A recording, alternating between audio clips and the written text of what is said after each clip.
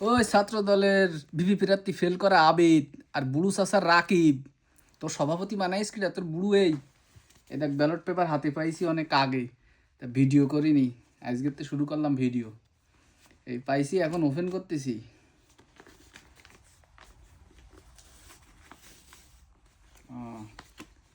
এটা গেল যে ছিঁড়ে।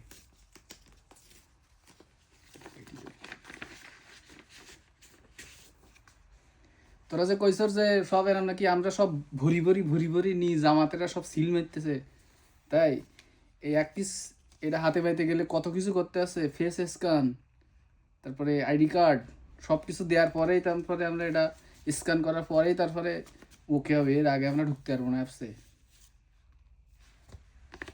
ও এটা তো ফেরত তো আর না।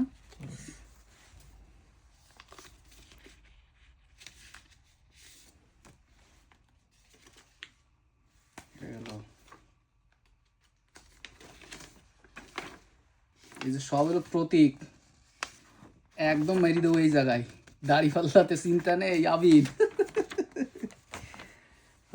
আরেকটা কই,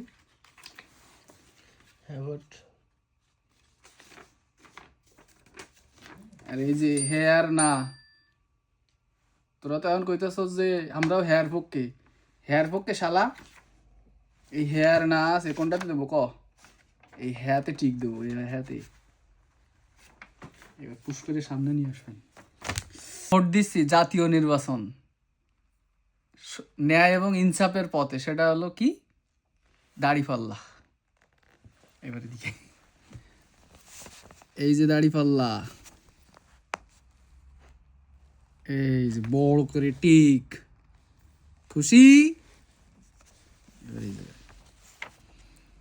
এবার হলো গণভোট, গণভোটের হেয়ার না, নাতে দিয়ে দেবো নাকি রাকিব চাচা?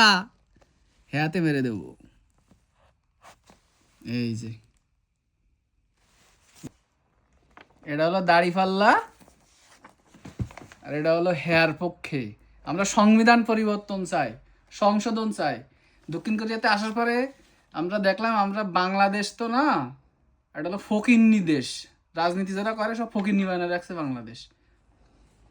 দক্ষিণ কোরিয়া বাংলাদেশের 10 বছর আগে স্বাধীনতা অর্জন করেছে, কিন্তু আমরা এদেশে কামলা দিতে আইছি। এদেশের সর্বনিম্ন স্যালারি 1,75,000 টাকা।